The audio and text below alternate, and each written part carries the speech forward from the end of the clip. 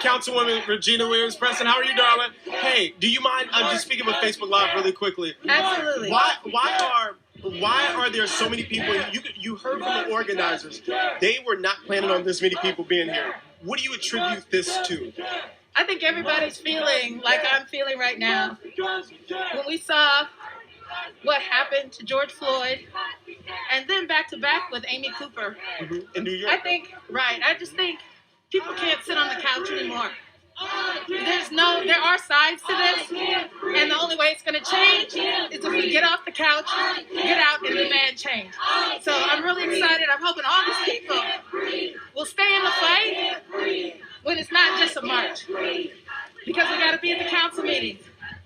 We got to be making sure we're organizing to uplift the Black community. That's what I was going to ask. What do you think needs to be done at the institutional level? What needs to be done to change? People are talking about so much about the protests and the fires.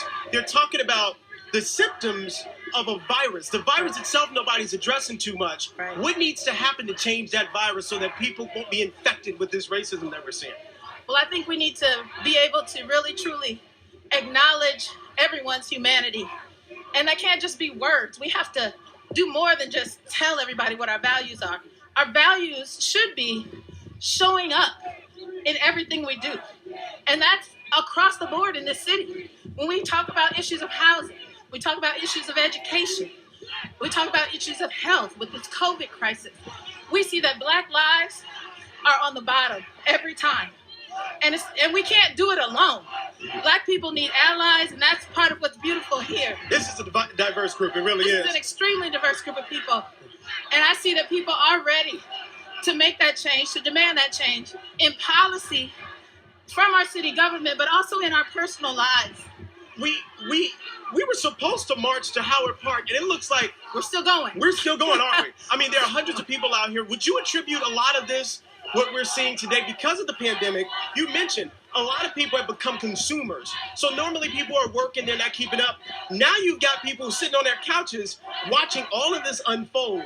Do you think that's attributing to why we see so many people out here who are fed up? Maybe people who would normally be working today are out here, but I have to tell you, I think it's much more than just, I don't have a job now and I'm sitting around. People know, whether you got off the couch before or not, everybody knows the oppression that Black people have suffered for over 400 years now here in this country. The question is, does it impact your life? Yeah. And if it doesn't impact your life, are you still willing to stand up and say, it's not okay? Yeah. Freedom is not free, and nobody's free until everybody's free. That's Fannie Lou Hamer. Yeah. And that's what I've been hanging on to very recently.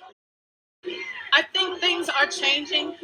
We've kind of been on a tipping point for a little while, and now I think we're going over the edge. I think it's going to be a cascade of people coming to this movement and saying, I'm not going to sit by anymore. My voice matters, and I can do something. I have a good friend. She always says, everybody can do something, even if you just bring the water.